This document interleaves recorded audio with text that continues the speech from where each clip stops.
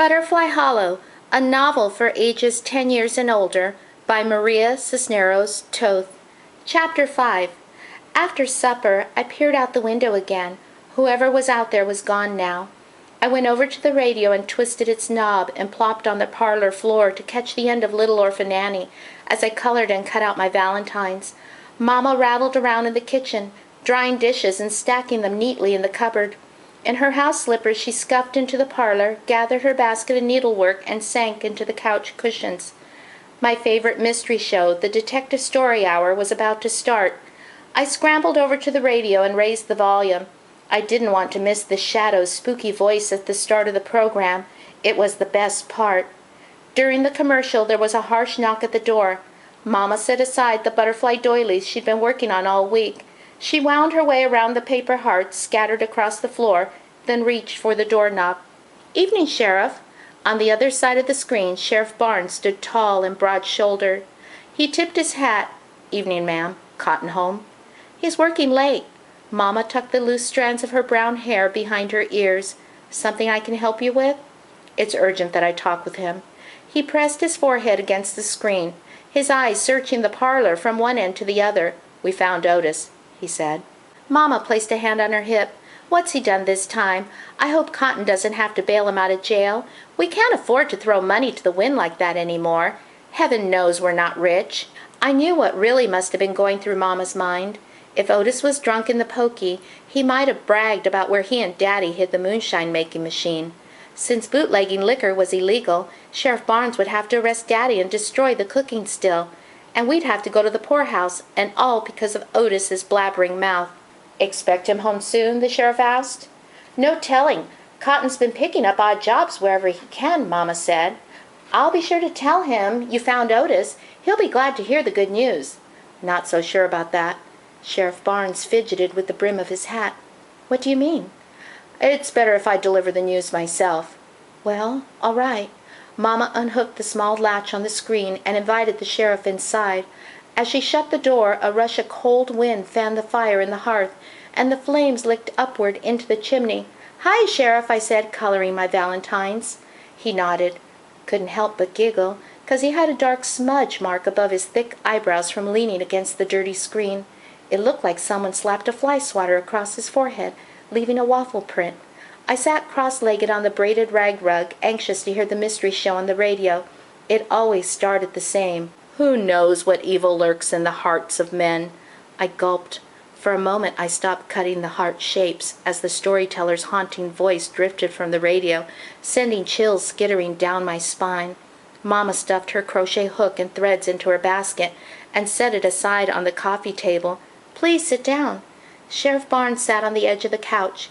His fingers clutched the wide brim of his hat, and his knee bobbed up and down like a sewing machine needle. My ears tuned into the mystery program, and I started cutting red paper hearts again. Momma stepped over to the radio and twisted its knob. "Goodness, Charlene, you got the volume cranked up so loud you think you were hard of hearing." She tucked her faded cotton dress behind her bare legs as she dropped into the armchair and tugged at her hem, covering her knees. "Charlene tells me Tallulah Corbin almost lost an eye today." "Yes, ma'am."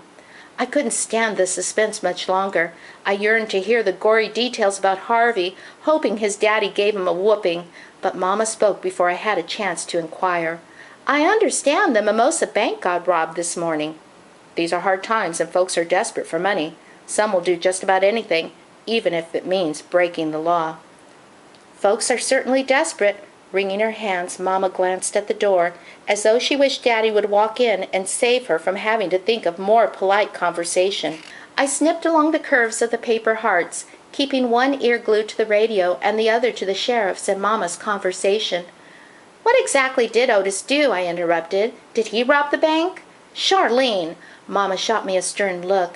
I jerked back my arm and my scissors cut straight through the valentine I was making for Miss Sweetwater. "Oh no, it's ruined!" Sheriff Barnes stood. He stepped over the mess of paper hearts, leaving part of a heel print on the special one I'd made for Daddy. Snap! His boot had broken my red crayon in half like a chicken bone. "My new crayon!" Momma darted another sharp look my way. "Look, baby girl, now you've got 2 red crayons. Isn't that nice?" Clunky feet. Sheriff Barnes worked his way over to the door. opened it, and stared through the screen and into the darkness.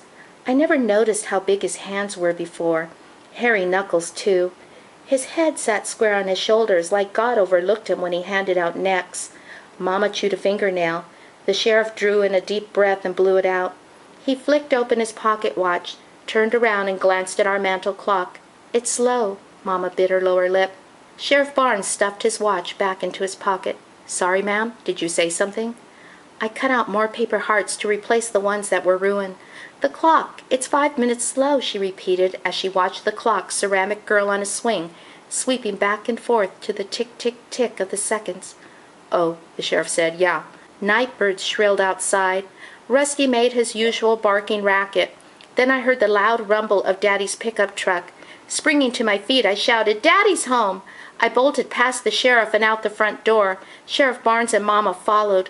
The Model A Ford truck with one working headlamp rattled into our yard. I met Daddy with a great big bear hug. "I'm making my valentines for school." "Did you make one for that sissy preacher's boy?" I shook my head. "Never." "Ha-ha, that's my girl." Momma slipped her arms into her sweater and stood beside Daddy. Sheriff Barnes wandered around the front of the truck and with his hairy knuckle tapped the busted headlamp. "Should get that fixed." "Believe me, Sheriff," Momma said, "these days a broken headlamp is the least of our worries." The sheriff grunted. "What brings you out this time of night, Sheriff?" Daddy asked. "I'll get to the point. We found Otis." "I knew that son of a biscuit eater would show up sooner or later. Where was he this time? Alabama? Oklahoma? New Mexico? Texas? He isn't in trouble, is he?" "Found him in the woods down by the creek, not far from his place, and by the looks of him, he's been critter food for a while." Momma clutched at her throat. "You mean he's dead?" "Sorry to say, but yes, ma'am." "Otis is really dead?" I gulped hard. Daddy turned and slammed his fist on the hood of his truck. "Who'd want to kill Otis?" The sheriff raised an eyebrow. "I didn't say anything about murder. Listen, Cotton, I know you and Otis go way back, but the word is you two boys got into a fight a few weeks ago, and he hasn't been seen since then." Daddy faced the sheriff. "Ain't gonna deny it. Otis and I did get into a scuffle, but it was nothing more than one of our disagreements. Shoot, we have 'em all the time. Just ask anyone." "Maybe, but the point is," the sheriff stuffed his hands into his pockets, "Otis has turned up dead, and you might have been the last one to see him alive." Daddy ran fingers through his hair. His hand dropped to his side. "Come on now, Sheriff. You know me. I'd never hurt Otis. We're like brothers." "I'll still need you to come with me uptown and give a statement." "Cotton," Mama's voice cracked. Daddy took a step toward the sheriff. "Listen, you've got this all wrong." "Don't make this any worse." Sheriff Barnes' gaze shifted from Momma, then to me. "I wedged in between all of them. Can't you hear? He said he didn't do it. My daddy's not a liar. The Gator-Man must have killed Otis. The creature followed me home tonight." "Charlene, I told you it was just Percy's dog," Momma said. Daddy pulled me back. "Baby girl, get in the house. Deanie, make her get inside." Momma didn't budge. "Now!" Daddy's voice thundered. Momma reached for my arm and I pulled away. "Will somebody listen to me? The Gator-Man killed Otis." "Fine." Daddy stormed off towards the sheriff's car. "I'll give a statement, Sheriff. Why not? Got nothing to hide." He climbed into the back seat. "Let's get this over with." "Cotton," Momma whimpered. "Don't worry, Deanie. I'll be back. Keep my supper warm." The engine cranked. The sheriff revved the motor and the car jerked forward. My stomach hurt. The kind of bellyache you get just before you make a run for the outhouse. The tires of the sheriff's car bumped along the deep ruts in the road. Momma wrapped her arms around my shoulders, but I slipped away and ran after them. "Daddy!" My voice echoed through the hollow. As the car rolled past Percy's dimly lit place, Rusty chased after the sheriff's car, barking at its tires. "Charlene!" Momma swooped up from behind. I stopped and stood in the middle of the road, my legs shaking as the night gobbled up the sheriff's car. "Oh, Daddy!"